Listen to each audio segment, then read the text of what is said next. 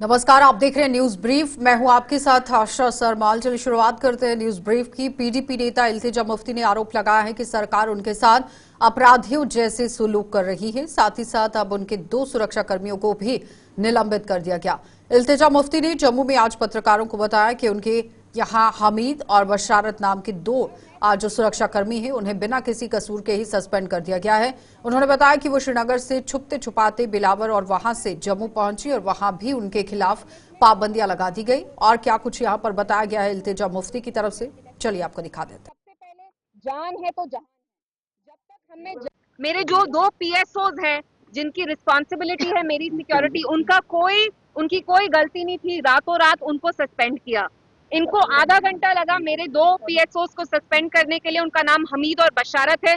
उन लोगों को एक सस्पेंड नहीं कर रहे जिनने यहाँ पे जम्मू कश्मीर में दहशत फैलाई है। वो पुलिस वाला एसएचओ वहां का जहां मैं कल गई, जिनने वहां पे दहशत फैलाई है, जो नौजवानों से पैसा लेते हैं, एक्सटॉर्ट करते हैं, उनके against no action. The army man who killed that truck driver in Sopore, no action taken against him. तो ये बहुत अफसोस की बात है कि जो यहाँ सरकार है, वो एनसी गवर्नमेंट हो या एलजी एडमिनिस्ट्रेशन हो या दिल्ली में बैठी मरकजी सरकार हो, इनकी प्रायोरिटीज ही नहीं है कि ये जम्मू कश्मीर को खुशहाल बनाए, सेफ बनाए, सिक्योर बनाए। ये जो 2 पीएसओ निकाले, उनकी ये गलती है कि उनने मुझे रोका नहीं, क्योंकि वो भी उनका कुछ ना लेना था ना देना था। मैंने कहा मैं चोर की तरह रात में फरार हुई हूं। आप लोग मुझे जानते हैं, मैंने यहाँ प्रेस से बहुत बार बात की है। क्या मैं कोई देशद्रोही हूँ? पिछले 24 आवर्स में मुझे इतना स्ट्रेस हुआ है। मैंने कुछ 600 किलोमीटर ट्रैवल किया और मैं सच बताऊं, जब मेरी गाड़ी निकली श्रीनगर से, मुझे पुलिस वालों से डर था, क्योंकि मुझे ऐसा महसूस दिलवाया जा रहा है जैसे मैं कुछ गलत कर रही हूँ। मैं क्या कह रही हूँ? मैं आप लोगों के सामने सच्चाई जाहिर कर रही हूँ। क्या ये कोई जुर्म है? So we are demanding a judicial probe and we also demand that this SHO should be immediately sacked. And मैं जो हमारे जितेंद्र सिंह हैं, जो कठुआ के एमपी हैं और मिनिस्टर हैं, मैं उनसे पूछना चाहती हूँ, सर आप कहाँ हैं? आपके जो लोग हैं जिनने आपको इतने बड़े पैमाने से पार्लियामेंट में भेजा, वहां पे एक बच्ची है हमारी जो विधवा हो गई रातों रात। उसके हस्बैंड की गलती भी नहीं थी। उसका खावंद इतना शरीफ था कि अपनी जान देने से पहले उसने कुरान पाक पकड़ के अपनी जान दी। तो प्रधानमंत्री नरेंद्र मोदी ने आज स्कूली बच्चों के साथ संवाद किया और उन्हें जितने भी जरूरी टिप्स हैं वो दिए। बच्चे उनसे बेहद प्रभावित हुए। परीक्षा पे चर्चा कार्यक्रम का प्रसारण आज उधमपुर के एक सरकारी स्कूल के बच्चों ने भी देखा और प्रधानमंत्री द्वारा दी गई शिक्षाओं का हर हाल में पालन करने का प्रण भी लिया गया। प्रधानमंत्री ने इस कार्यक्रम में बच्चों को परीक्षा की तैयारियां करने के तौर तरीकों के साथ साथ बुरी आदतों से दूर रहने और जीवन शैली में बदलाव करने के साथ साथ अभिभावकों का सम्मान करने की भी सीख दे दी और बच्चों ने भी उनके सुझावों पर अमल करने की बात कही। आप लोग आ जाइए, फिर मैं कैसे है? चुपचाप बैठ जा। आप हरियाणा से हैं? नहीं, मैं पंजाब से हूँ, चंडीगढ़ से। चिंतन किया क्लास में माइंड करवाने के लिए रखा है, मॉनिटर बनाने के लिए रखा है। बच्चे बात नहीं सुनते, तो उन्हें समझाने का एक तरीका होता है। अब उन्हें सीधा तो ये नहीं बोल सकते ना कि बैठ जाओ वरना नाम लिख दूंगा। ये तो होएगा तो वो और शोर करेंगे। तो जैकेट पहना हुआ और बड़ा मंच पे बड़े बड़े भाषण करने, आपको सोए नहीं थे तो उसको लगता है यार मॉनिटर तो मुझे केयर करता है, मुझे पूछता है। 40%, 30% बच्चे आपको मालूम। यहाँ पे प्रोग्राम चल रहा है परीक्षा पे चर्चा और यहाँ पे हमें प्रधानमंत्री जी स्क्रीन पे दिखाई दे रहे हैं। वो खुद इतना बिजी होके फिर भी वो बच्चों के साथ बातें कर रहे हैं, परीक्षा के चर्चा पे बता रहे हैं। यस सर, इस तरह के प्रोग्राम हर गवर्नमेंट स्कूल के अंदर होने चाहिए। इससे बच्चों को कुछ ना कुछ सीखने को ज़रूर मिलता है। और इसमें हमें जो है हमारे श्री प्रधानमंत्री नरेंद्र मोदी जी जो हैं बहुत कुछ बता रहे हैं और इसे सुन के हमें बहुत आनंद आ रहा है। हमें बहुत खुशी है कि श्री प्रधानमंत्री नरेंद्र मोदी जी ने हमारे लिए जो है समय निकाला। वो इतने बिजी थे, अभी हाल ही में दिल्ली में जो इलेक्शंस हुए हैं उसमें वो इतने बिजी थे, लेकिन फिर भी उन्होंने जो है हमारे लिए टाइम निकाला। इसके लिए हम उनका बहुत बहुत धन्यवाद करते हैं। पिछले 7 साल से प्रधानमंत्री मोदी जी ने ये प्रोग्राम जो है वो चलाया हुआ है, जिसमें भारत के अलग अलग हिस्सों से बच्चे जाते हैं और उनसे वो बातचीत करते हैं। आज मैं सुबह से ये प्रोग्राम देख रहा था और बहुत अच्छा लग रहा था कि वो जब जैसे बच्चों के साथ में इंटरेक्ट कर रहे थे और बच्चों के सवालों का जवाब दे रहे थे, बहुत ही अच्छा लग रहा था। सबसे मेन मुद्दा इस प्रोग्राम का, जैसे आप सब जानते हैं, पूरे भारतवर्ष के लोग जानते हैं कि इस प्रोग्राम का सबसे बड़ा मुद्दा जो है वो ये है कि एग्ज़ाम के स्ट्रेस को कैसे कम किया जाए। बच्चे आमतौर पर एग्ज़ाम के दिनों में बहुत स्ट्रेस फील करते हैं और उस स्ट्रेस को कैसे कम किया जाए। और सबसे मेन बात इसमें यह है कि मोदी जी ने जो उन्हें कहा कि ये जो एग्ज़ाम है ये डेस्टिनेशन नहीं है, एग्ज़ाम को एग्ज़ाम के तरीके से लिया जाए और डेस्टिनेशन ना मान के अपने आप को स्ट्रेस न किया जाए। और जितने भी सवाल बच्चों ने यहाँ पे किए बखूबी उनका और बहुत ही अच्छे तरीके से उनका जवाब मोदी जी ने दिया और मैं चाहता हूँ कि ऐसे मोटिवेशनल प्रोग्राम्स आगे भी चलते रहें।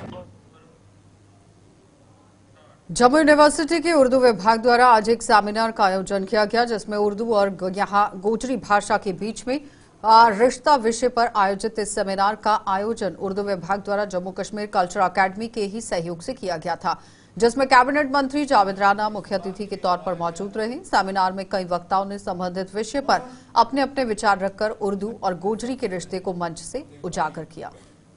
मुझे इजाजत दी सर, आपका दिल की गहराइयों से हमारे भाई साहब मसूद साहब याद आ रहे हैं। इसी हम पर वो जो दस्ते शफकत रखते थे, वो दस्ते शफकत जब उनके इंतकाल के बाद खत्म हुआ तो एक और दस्ते शफकत का दिया, वो जावेद भाई का है, जावेद राणा साहब का।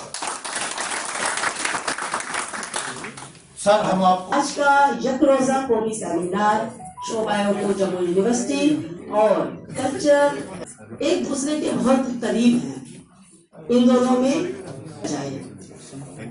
मुझे उम्मीद है कि और इन दोनों के बाहमी रिश्ते आपने स्टेज पर रौनक। रियासती कल्चरल एकेडमी के इशराक से एक दिन का सेमिनार मुनक़्क़द किया जा रहा है और ये सेमिनार इसलिए अहमियत का हामिल है कि उर्दू रियासत जम्मू और कश्मीर की एक बड़ी ज़बान है और इस बड़ी ज़बान ने और एक अरसे तक 150 साल तक ये यहाँ की ऑफिशियल लैंग्वेज भी रही और अब भी ऑफिशियल लैंग्वेज है।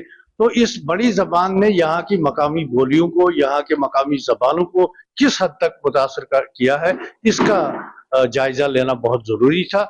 ये हमारी पहली कड़ी है। इसके अलावा हम आइंदा भी पहाड़ी पर ये प्रोग्राम करेंगे, हम डोगरी पे करेंगे, पंजाबी पे करेंगे, जितनी ज़बानें यहाँ पर बोली जाती हैं हम देखने की कोशिश करेंगे कि इन पर क्या असरात पड़े हैं इस बड़ी ज़बान की, जो उर्दू इस वक्त दुनिया की चौथी या पांचवी सबसे बड़ी बोली जाने वाली ज़बान है। तो आज के सेमिनार का इफ्तिताह जो है वजीर बराए कबायली उमूर जनाब जावेद अहमद राणा साहब ने किया, जबकि सदारत के फराइज जो है जम्मू यूनिवर्सिटी के वाइस चांसलर जनाब उमेश राय साहब ने अंजाम दिए। मकालात में डॉक्टर शहनाज कादरी, डॉक्टर असदुल्ला वानी, डॉक्टर मिसबाही और इसी तरह से डॉक्टर तारिक अबरार वगैरह ने मकालात पेश किए और ये देखने की कोशिश की कि उर्दू ने गोजरी ज़बान की तहजीब को, गोजरी ज़बान के अदब को। इस बार 26 फरवरी को मनाए जाने वाले महाशिवरात्रि के पर्व के मद्देनजर पुंछ स्थित शिवखौड़ी मंदिर में भी सभी व्यवस्थाएं की जा रही है। पुंछ के डीसी विकास कुंडल ने आज शिवखौड़ी मंदिर का दौरा किया। वहां मंदिर परिसर के अंदर आप देखिए किस तरह से जायजा भी लिया गया। मंदिर समिति के सदस्यों के साथ साथ कई सरकारी विभागों के अधिकारियों के साथ बैठक कर इन तैयारियों का जायजा लिया गया और डीसी ने ये बता दिया कि शिवरात्रि के लिए यहां पर किए जाने वाले इंतजामों को समय रहते पूरा करने के दिशा निर्देश जारी कर दिए गए हैं। अधिकारियों को ये पूरे निर्देश दिए गए और साथ ही साथ मंदिर समिति की कुछ जरूरतों को भी सुना गया है, जिन्हें जिला प्रशासन हर हाल में पूरा कर देगा।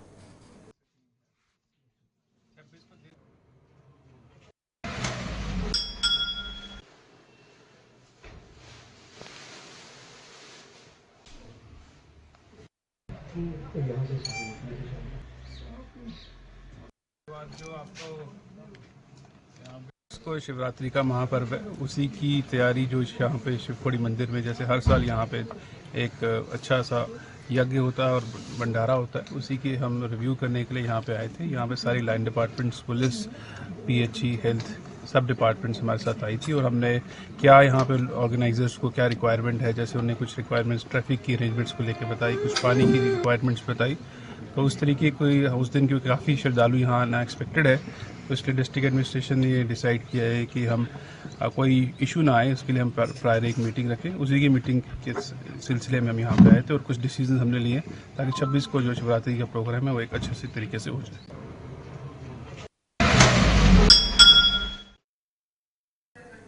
तो जम्मू के गुमट बाजार में ही नगर निगम द्वारा बनाई जा रही दुकानों के निर्माण में जुटे हुए श्रमिकों को गुंडा तत्व यहां प्रताड़ित कर रहे हैं और ये सिलसिला पिछले कुछ दिनों से जारी है। बीती रात भी कुछ गुंडों ने इन कश्मीरी श्रमिकों के साथ गाली गलौज और मारपीट की, जिसकी शिकायत इन लोगों ने पुलिस से कर दी है और इन श्रमिकों के मुताबिक कुछ गुंडों ने शराब के नशे में उनके साथ बदसलूकी भी की और उसके बाद वहां से चले गए। वहीं गुमट बाजार के उन दुकानदारों ने भी इस गुंडागर्दी की कड़ी निंदा करते हुए पुलिस से आरोपियों की धरपकड़ करने की मांग कर दी। उनका कहना है कि ये कश्मीरी श्रमिक उनकी दुकानों के निर्माण में जी जान से जुटे हुए हैं और उन्हें निशाना बनाए जाने से जम्मू का नाम बदनाम हो रहा है।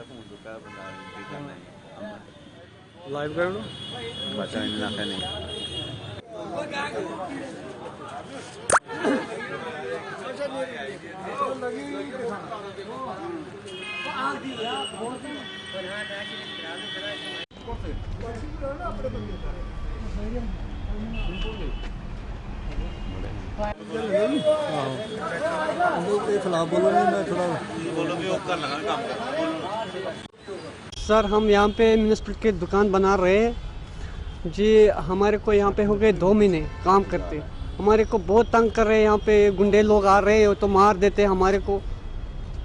कौन लोग आए थे? इधर लोकल के बंदे आ रहे हैं। वो हम सो रहे थे अंदर शटल में, वो तो पत्थर मार रहे थे शटल को। 2 महीने से हम परेशान हैं यहाँ पे। पुलिस कंप्लेंट की? हाँ जी पुलिस कंप्लेंट भी की हम। सिटी थाने में हमने बोला उनको, फिर उनने बोला कि हमारा एरिया नहीं पड़ता वो। फिर हम चले गए बस स्टैंड वाले थाने में, उनने बोला हमारा एरिया नहीं पड़ता, आप जीवल में चले जाओ। फिर जीवल से हम वापस आए, पता नहीं लगा पुलिस स्टेशन पुल के उस साइड है, फिर उधर चले गए। उनने बोला नहीं आपका एरिया हरी मार्केट चौकी में जाओ। फिर हरी मार्केट वाले चौकी में आया, उनने बोला चलो सुबह देखेंगे। हमने बोला सुबह क्या देखना, अभी देखो वहाँ पे कैजुअलिटी हो जाएगी कोई, फिर क्या होगा। और शराबी के क्या पता उनको लगता है, ऐसे वैसे बातें कर देते हैं, होश ही नहीं उनको होता है। तो एक्चुअली रात हम सोए थे, कोई 12 बजे ये आए तो पत्थर शटलों को पत्थर मारा। तो हम निकले बाहर, हमने बोला भैया आपको अगर ऊपर जाना है तो ऊपर जाओ, अगर नीचे जाना है तो नीचे जाओ। तो फिर इन्होंने उधर शराब पी के रखा था तो उन्होंने उधर से गालियाँ शुरू की। तो फिर एक्चुअली में जब उन्होंने गालियाँ शुरू की तो हमारे बंधु ने भी इधर से गालियाँ शुरू की, आप ही क्यों गालियाँ दी। तो फिर ऐसे ही उन्होंने डंडा उठाया तो मारा। ये मेरा बाप है, मेरा बेटा था, वो भाग गया, उसने रोना शुरू किया। 1 बजे की बात है, 12 बजे का ये स्टार्ट हुआ था। तो वो 6 साल का बच्चा है, वो भाग गया, सवेरे भाग गया और एक बंदा भाग गया। तो फिर मेरे बाप को मारा, ये मेरा मतलब कि और एक बंदा है, इसको भी मारा है। हमारे लिए कोई सेफ्टी होनी चाहिए। लड़ी रहे हमारे पास, वो भी भाग गए। इधर तो मार्केट ही खराब कर दिया इन्होंने।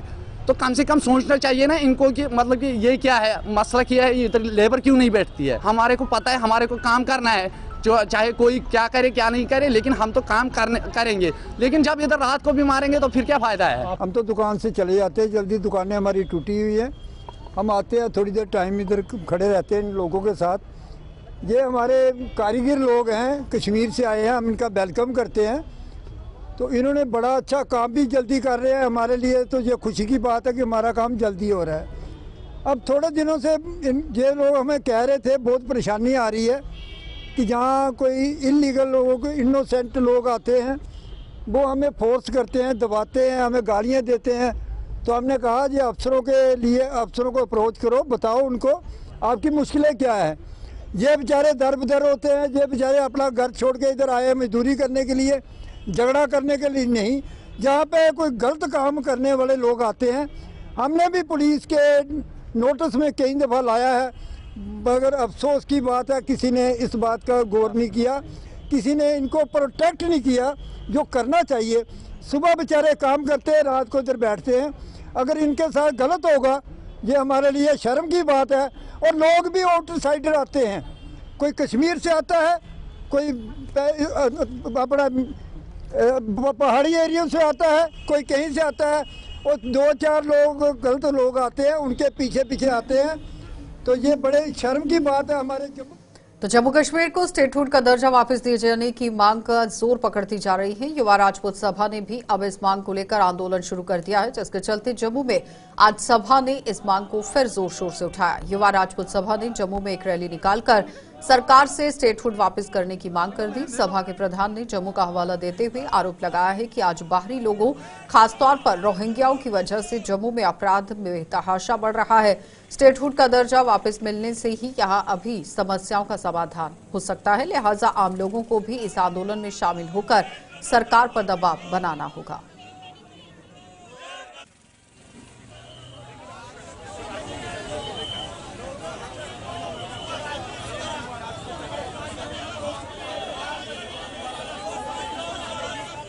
दर्जा वापस दो,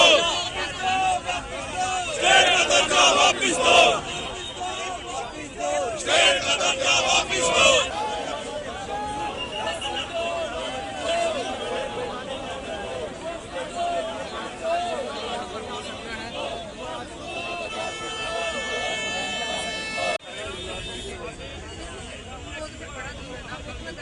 दिन दिहाड़े रोबड़ियां हुई ने, इतने डकैतियां हुई ने, दिन दिहाड़े मर्डर हुए ने।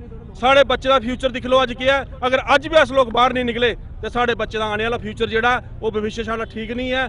मैं अपनी लड़ाई लड़ना है, अपने बच्चे वास्ते लड़ना। इयां का हर एक नागरिक ने जो जम्मू कन्नै प्यार करता है, जो जम्मू का रोने वाला बशिंदा है, तो उन्हें ये वास्ते लड़ाई लड़ना पौनी है, क्योंकि जिन चेर साडी स्टेट वापस नहीं आग। मैं आख्या हर बीमारी का इको इलाज है साडी स्टेटहुड, और स्टेटहुड असें वापस चाहिए है। ओदी लड़ाई जी युवा राजपूत सभा लगी है लड़न। जम्मू अज को 10 साल पहले के हा, 10 साल के बाद के बने, क्योंकि अज इतने दिन दिहाड़े जी रोबरियां हुई ने, बाहरी क्षेत्र के लोग ज्यादा ने। खास करी मैं रोहिंग्या पर उंगल चुकांगा। इतने बड़ी बड़ी सरकारें आख्या कि असें रोहिंग्या बाहर करिए दसना, लेकिन जो इलैक्शन हुई कोहना उनके पर कोई गल नहीं की। 200 रोहिंग्या इतने आया, अज 12,000 रोहिंग्या बनी है जम्मू में। कोहना उनके पर कोई एक्शन लेता, वो पर युवा राजपूत सभा एक्शन लेगी, और रोहिंग्या पर भी जो एक्शन सख्त होगा। और वो पर युवा राजपूत सभा एक बार फिर सारे की चेतावनी दी है, सारे जम्मू ही आखती है कि एक हो जाओ। अगर अज भी तुम एक नहीं हो तो बच्चे का भविष्य लगा बचना। तो रूपनगर जेडीए हाउसिंग काउंसिल या यहाँ आप देखिए वेलफेयर एसोसिएशन है, ये JDA housing colony welfare association ने प्रशासन के रूपनगर के विकास के लिए ढूलमूल रवैया अपनाने का आरोप लगा दिया। और एसोसिएशन का आरोप है कि मौजूदा समय में रूपनगर में अनगिनत विकास कार्य करवाए जाने हैं, जिनमें से कुछ के प्रपोजल भी तैयार हो गए हैं, लेकिन अभी तक जमीनी सतह पर कोई काम नहीं हो पाया है। एसोसिएशन की ओर से आज उत्तमदीप शर्मा ने एक प्रेस कॉन्फ्रेंस को संबोधित करते हुए प्रशासन से सभी परियोजनाओं को जल्द शुरू करने की अपील कर दी। मेन काम जो है पार्कों का काम है, ड्रेन्स का काम है, जेडीए क्लब का काम है, कम्युनिटी हॉल का काम है। कामों की तो बुछार है, वो काम हमने सब बता दिए हैं। जितने काम हमारे पास थे हमने रिटर्न में दे दिए हैं। तो उनके कुछ एस्टीमेट बन गए हैं, जो एस्टीमेट बने हैं हम उनके साथ चले हैं। वर्करों के साथ, जेई के साथ हमने एक्सरसाइज की है और उनको बताया है जहाँ पर जे काम करना है। आगे आउटपुट क्या निकलती है वो टाइम बताएगा। जब निकलेगी तो लोग खुश हो जाएंगे, नहीं निकलेगी तो जैसे चल रहा था वैसे ही चलता रहेगा। अब प्रशासन से क्या उम्मीद करना चाहिए? हम उम्मीद ये करते हैं कि अब ये हमें आश्वासन दिया गया है कि रूपनगर कॉलोनी जो है एक पोस्ट कॉलोनी है, वहाँ पर डेवलपमेंट जो होगी शानदार डेवलपमेंट होगी आने वाले टाइम में। जो प्रपोजल बना है ग्रीन स्ट्रिप का बना है वो 4 करोड़ का प्रोजेक्ट है। बाकी ड्रेन्स जो है वो सारी रिपेयर होने वाली हैं, और रोड्स हैं, पार्क्स हैं, पानी का मसला है। तीसरे दिन आता है वो डेली आएगा। अब देखते हैं कि कहाँ तक ये खड़े उतरते हैं। तो नेशनल हेल्थ मिशन में सेवाएं देने वाले मुलाजिमों ने उन्हें समय पर वेतन न दिए जाने का आरोप लगाते हुए एनएचएम एम्प्लॉयज एसोसिएशन ने कई अन्य मांगों का हवाला देते हुए सरकार से उन्हें जल्द पूरा करने की मांग कर दी। एसोसिएशन के प्रधान रोहित सेठ ने जम्मू में आज एक प्रेस कॉन्फ्रेंस की और इसी के दौरान बताया कि वेतन समय न मिलने पर ही मुलाजिमों को अपने घर चलाने में दिक्कतें आ रही हैं, यानी कि वेतन अगर समय पर नहीं मिल रहा तो परेशानी हो रही है। उन्होंने चेतावनी दी है कि अगर उनका वेतन जल्द जारी नहीं किया गया तो वो सड़कों पर उतरने को मजबूर हो जाएगी। रोहित सेठ ने कुछ अन्य मांगों का हवाला भी दिया और सरकार से इन्हें जल्द पूरा करने की गुहार लगा दी। वो सैलरी टाइम पर आए। गवर्नमेंट से ये अपील करता हूं कि हमारी जो सैलरी टाइम पर नहीं आ रही है उसका इशू जल्द से जल्द सॉल्व किया जाए, क्योंकि सैलरी ना मिलने की वजह से हमारी जो घर की स्थिति है वो बहुत ज़्यादा बिगड़ चुकी है NRHM एम्प्लॉयज़ की। अगर ये इशू जल्द से जल्द सॉल्व नहीं होता है, आने वाले दिन में भी अगर सैलरी टाइम पे नहीं आती है, तो हम स्टेट लेवल की एक मीटिंग करके बड़ा स्टेप कोई गवर्नमेंट के खिलाफ ले सकते हैं। और इसके साथ हमारी जो पेंडिंग डिमांड्स हैं, रेगुलाइजेशन, सैलरी हाइक, और इसके साथ जो रिटायरमेंट के बेनिफिट NRHM एम्प्लॉयज़ को नहीं दिए जा रहे हैं, और इसके साथ जो नई पोस्टें निकल रही है उसमें 50% कोटा होना चाहिए, और 1 टाइम ट्रांसफर पॉलिसी, ये हमारी।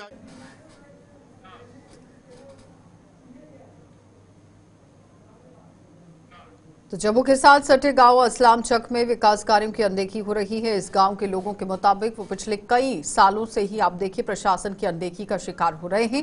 उनकी कोई सुध नहीं ली जा रही। लोगों ने गांव की सड़कों और सीवरेज व्यवस्था का हवाला देते हुए बताया कि प्रशासन की ओर से इन सभी का सर्वे भले ही कई बार किया गया है, लेकिन मरम्मत के काम कभी भी शुरू नहीं हो पाए हैं, यानी कि अभी भी लोग परेशानी के दौर से गुजर रहे हैं।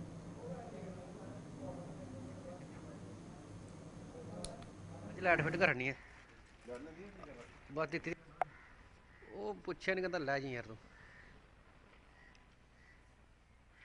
कियां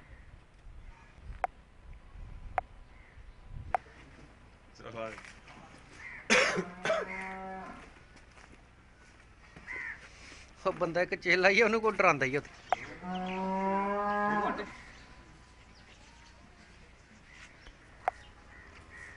सर ਅਸੀਂ ਸਲਾਮੇ ਜਗ ਤੋਂ ਬੋਲ ਰਹੇ ਹਾਂ। ਸਾਡੀ ਪੰਚਾਇਤ ਜੰਦਲੈੜ ਹੈ ਤੇ ਸਰ ਸਾਨੂੰ ਸਮੱਸਿਆ ਇਹ ਗਲੀ ਦੀ।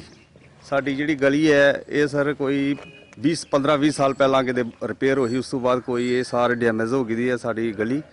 ਤੇ ਸਰ ਅਸੀਂ ਸਰਕਾਰ ਅੱਗੇ ਇਹ ਕਹਿਣਾ ਚਾਹੁੰਦੇ ਹਾਂ ਕਿ ਜਿਹੜੀ ਇੱਥੇ ਇੰਨਾ ਕੰਮ ਹੋ ਰਿਹਾ, ਹਰ ਪੰਚਾਇਤ ਵਿੱਚ ਕੰਮ ਹੋ ਰਿਹਾ, ਪੰਚਾਇਤਾਂ ਆ ਰਹੀਆਂ ਜਾ ਰਹੀਆਂ ਤੇ ਕੰਮ ਵੀ ਹੋ ਰਹੇ ਨੇ, ਪਰ ਇਹ ਸਾਡੀ ਗਲੀ ਜਿਹੜੀ ਅਣਦੇਖੀ ਹੈ।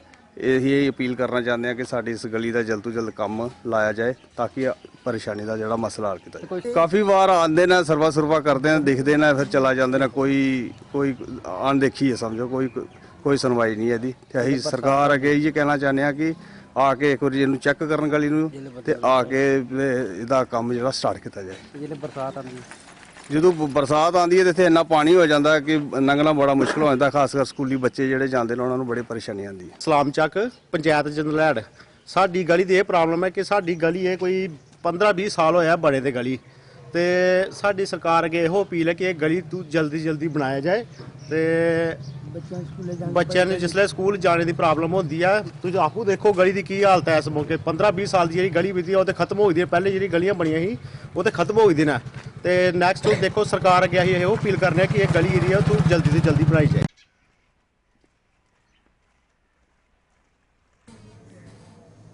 लंगोटिया से लेकर अठाना कैंप तक सिंचाई नहर की बद से बदतर हो चुकी हालत के विरोध में लोग सड़कों पर उतर आए हैं। लोगों का आरोप है कि इस नहर के साफ सफाई के नाम पर सिर्फ लीपापोती की जाती है, जिसका खामियाजा किसान वर्ग को भुगतना पड़ रहा है। अब फरवरी महीना भी शुरू हो चुका है, लेकिन इसके बावजूद संबंधित विभाग इस नहर की साफ सफाई करवाने में विफल रहा, जिससे उन्हें उनकी फसलों की चिंता सताने लगी है। जी नगोटियां तो लिया अठाना कैंप तक नहर 11 नंबर सूगा इतना नहर जी बंद है, तो ये मिट्टी बड़ी है। इतना मिट्टी कड्ढनी चाहिए, सफाई करनी चाहिए ताकि साड़ी पानी जो मिल सके। साड़ियाँ कणकां भी सुक्का दियां ने, ये डोल टांका लाते तो टुरदे होंदे ने। डोल मिट्टी रहिंदी है सड़कों के उपर गै, वो भी नहीं चुकते। तो नहीं तो जेह्ड़े लोकल बंदे ने वो लाने चाहिए, केइयां कन्नै सफाई करनी चाहिए फर्स्ट क्लास ताकि सानू पानी मिल सके। ये जी सब डिवीजन मरालिया नहर 9 नंबर ਤੇ 11 ਨੰਬਰ ਤੇ ਖੌੜ ਬ੍ਰਾਂਚ ਤੇ ਇਸ ਟਾਈਮ ਜਿਹੜੇ ਜਿੰਨਲ ਮਿਲ ਦੇ ਵਿੱਚ ਖੜਿਆ, ਜਿਹੜਾ ਲਾਸਟ ਜਿਹੜਾ ਇਹਦਾ ਪੈਂਦਾ ਮਤਲਬ ਲਾਸਟ ਬਾਰਡਰ ਇੱਕ ਨਹਿਰ ਦਾ, ਉੱਥੋਂ ਤੱਕ ਪਾਣੀ ਜਿਹੜਾ ਨਹੀਂ ਪਹੁੰਚਦਾ। ਨਹਿਰ ਦੀ ਟਾਈਮ ਦੀ ਸਫਾਈ ਜਿਹੜੀ ਨਹੀਂ ਹੋਣੇ ਕਾਰਨ ਨਹਿਰ ਦੇ ਵਿੱਚ ਬੜੀ ਗੰਦਗੀ ਆ। ਜਿਸਲੇ ਸਫਾਈ ਕਰਦੇ ਵੀ ਆਣਾ ਥੋੜੇ ਦਿਨਾਂ ਦੇ ਵਿੱਚ ਕਰਦੇ ਨਾ, ਉਹ ਜਿਸਲੇ ਕਰਦੇ ਨਾ ਮਲਬਾ ਜਿਹੜਾ ਰੋਡ ਦੇ ਉੱਪਰ ਹੀ ਪਿਆ ਰਹਿੰਦਾ, ਉਹ ਮਲਬੇ ਨੂੰ ਵੀ ਨਹੀਂ ਚੁੱਕਦੇ। ਤੇ फरवरी महीना खत्म होने लगे, मार्च महीना लगने लगे, 10-15 दिनों के किन्नी नहर की जी मुरम्मत जी कर लेंगे। नहर भी सारी टुटे दी वो सारी जी कढ़ने वाली है। साड़ी अगे सरकार अगे अपील है कि इन्हू जल्दी तो जल्दी जी सफाई करनी चाहिए है और जो मलबा रोड के तो भी चुकना चाहिए और नहर की सफाई जल्दी करके जल्दी तो जल्दी पानी छड़ना चाहिए। अगर बारिश होंगी है, इस बार बारिश भी कोई नहीं अजे तक होई, ताकि पानी जो कणकां जी उत्थे दी उत्थे रुक गई ना, अगर पानी लगेगा तो कणकां निसरनियां, अगर पानी नहीं लगा तो कणकां बिल्कुल ही निसरनियां। साडी इहो अगे सरकार अगे बिनती है कि जल्दी तो जल्दी जी नहर की जी सफाई कराई जाए और मलबा भी रोड तो चुकी जाए और जिन्नी ये नहीं अगर ठेकेदार डोली लाया टांका 2-4 दिन च डोली निकल गए, टाइम का काम उन्होंने दिता तो टाइम का जोड़ा काम वो करन, ताकि कोई भी नहर कढ़ने के लिए टाइम लगता है। ये नहीं होंगे एकदम बलडोजर फेरिया मोटा मोटा तो बस डोली बिल कढ़ाया तो डोली चले गए। साडी सरकार अगे अपील है कि इन्हू जल्दी तो जल्दी सफाई कराया जाए। मैं तो कहना लोकल लोग लाने चाहिए, जो अपने लोकल लोग ने ग्रां दे उन्होंने लाना चाहिए, काम देना चाहिए, ताकि उन्होंने पता होंगे कि सफाई चंगी करी। पहले उस तरह होंदी कईयां दे नाल पूरी दरेशी करके पूरी मिट्टी निकलती, हुण बलडोजर नाल निकलती है, वो छिल के सारी बिच भर देना, कटदे नहीं भर देना, तो जो मलबा कढ़ के जो कढ़न भी तो भी डोली उत्थे रोड ते छोड़ छड्डना, रोड भी नाल खराब कर देना, तो नाल ही जो नहर का भी नुकसान होता, फिर नहर के जो पै जाता मलबा।